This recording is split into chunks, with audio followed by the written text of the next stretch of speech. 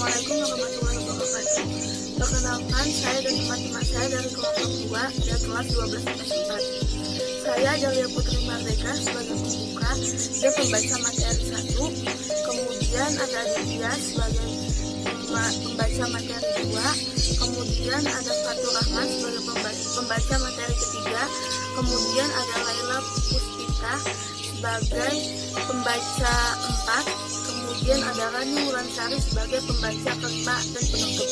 Kalian tahu nggak sih, ternyata di Jerman pernah terjadi perang saudara perjanjian Potsdam yang dilakukan negara-negara sekutu. Negara Jerman akhirnya terbelah menjadi dua bagian, yaitu Jerman Barat dan Jerman Timur. Kemudian pemisahan tersebut semakin jelas setelah terbangunnya tembok Berlin pada 13 Agustus 1961. Dampak dari adanya tembok Berlin yang paling dirasakan adalah larangan berkunjung di antara dua negara tersebut. Wah, bener banget tuh, di saat itu terjadinya ketegangan dan satu negara yang terbelah menjadi dua.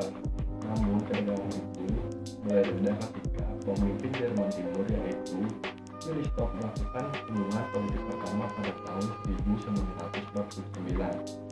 Nah, pada tahun 1972 ditandatangani perjanjian kerjasama di bidang politik, ekonomi, dan kebudayaan.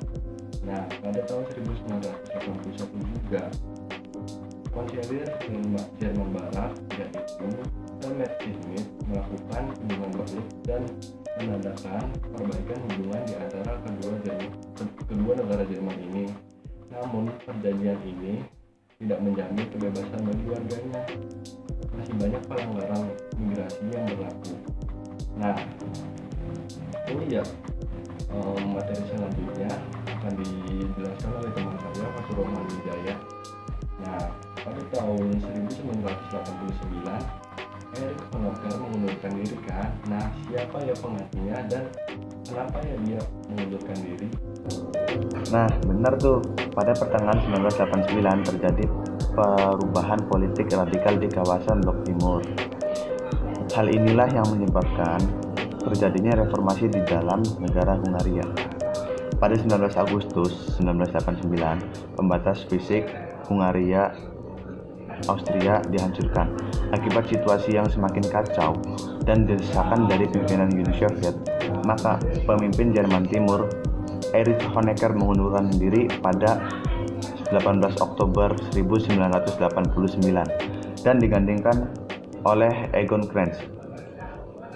Setelah Egon Krenz memimpin pada menjelang tahun 1990-an, keadaan politik mulai tidak stabil, serta gerakan Jerman Timur dilanda isu tentang keterbukaan dan restrukturisasi ekonomi. Gerakan penyatuan mulai tampak sejak 4 November 1989. Banyak warga Jerman Timur berdemonstrasi di Berlin Timur. Peristiwa ini diusul dengan bubarnya Kabinet Jerman Timur dan Politbiro Partai Komunis sebagai lembaga tertinggi di Jerman Timur. Oh iya, Laila, apakah benar warga Jerman Timur pernah menghancurkan tembok Berlin? Benar banget tuh. Jadi, pada tanggal 9 November 1989, warga Jerman bergabung untuk menghancurkan tembok Berlin. Puncaknya pada tanggal 13 Januari 1990, tembok ini resmi dihancurkan oleh pemerintah Jerman Timur, dimulai di Bernauer Straße. Penghancuran tembok Berlin ini merupakan awal dari penyatuan atau reunifikasi Jerman Timur dengan Jerman Barat. Walaupun tembok Berlin telah dinyatakan terbuka, ide untuk penyatuan Jerman secara resmi pertama kali muncul pada pertemuan Ottawa. Setelah pertemuan tersebut, pada tanggal 14 Februari 1990 disetujui persiapan penyatuan mata uang dan ekonomi kedua negara. Penyatuan ekonomi tersebut ditetapkan pada tanggal 24 April 1990. Selain bidang ekonomi, bidang militer juga menjadi sasaran penyatuan Jerman selanjutnya. Oh iya Ran, Jerman akhirnya menjadi satu negara lagi bukan? Yoi teman-teman. Nah, Pada tanggal 13 Agustus 1990, akhirnya Parlemen Jerman menetapkan tanggal 23 Oktober sebagai hari penggabungan kembali kedua Jerman.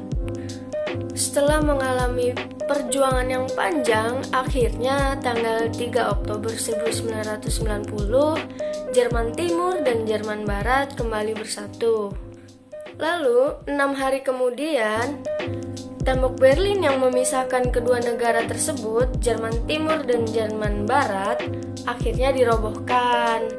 Kita bisa belajar dari sejarah ya teman-teman, gak usah ada lagi pertentangan antar saudara, antar agama, antar ras, antar suku, semuanya. Nah, mereka yang sempat terpisah menjadi dua, akhirnya kembali menjadi satu.